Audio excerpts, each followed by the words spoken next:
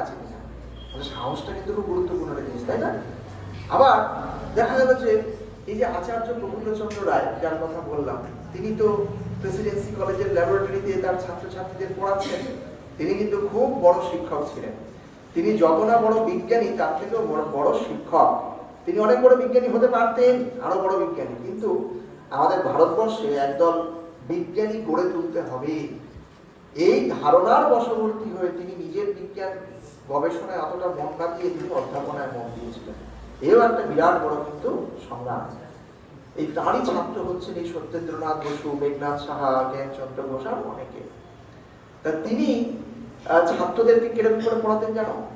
তা আমাদের মধ্যে অনেক সময় কি আছে, মনের মধ্যে থাকে না, জাতপাত থাকে তো, ওর ছোট জাত, ও বড় জাত, ও উঁচু জাত, নিচু জাত, তাই না? ও এই সম্প্রদায়, ওই সম্প্রদায়, হিন্দু মুসলমান, নানা কিছু সব থাকে না মনের মধ্যে। এখন আচার্য প্রফুল্লচন্দ্র রায় পড়াতে পড়াতে ছাত্রদের একটা জায়গায় কেমিস্ট্রি পড়াতে, তিনি কেমিস্ট্রি টিচার, তো একটা জায়গায় এরকম কিছু গুঁড়ো নিয়ে এসছেন টেবিলে, পরীক্ষার সময় কি করে কি বিক্রিয়া হয় তাকে তো দেখা, নিজের মুখে একটু গুঁড়ো দিয়েছেন। এগুলো কিসের গুঁড়ো বলছেন জানো? এগুলো হচ্ছে হাড়ের গুঁড়ো। হাড়ের গুঁড়ো। কোন প্রাণীর হাড় তিনি আর বলছেন না। তারপর বলছেন যে এতে কি আমার জাত গেল? আমার তো জাত গেল না, আমার যদি না যায় তোমাদেরও যাবে না।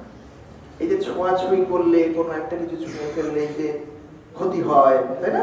এইসব যে ধারণা, যেরকম কিন্তু না, তাহলে কি তিনি নিজে জীবন্ত প্রয়োগ করে তিনি কিন্তু দেখালেন যে এই হচ্ছে যে যেটা তুমি বইতে পড়েছো, তাহলে সেটা যে কতটা সত্যি সেটাকে তিনি প্রয়োগ করে দেখালেন। এতে কিন্তু কোনো জাত যায় না। আবার তিনি খুব দুঃখ করে বলেছেন যে আমি এত পড়িয়া বোঝাইলাম, তার লেখা আছে যে কিভাবে এই যে গ্রহণ হয়, গ্রহণ হয় না, সূর্য গ্রহণ, চন্দ্র গ্রহণ, হয়তো এখন কেন গ্রহণ হয় তোমরা বইতে পড়েছো তো?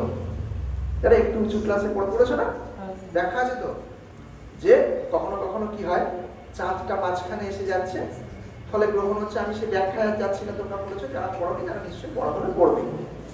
এখন তাহলে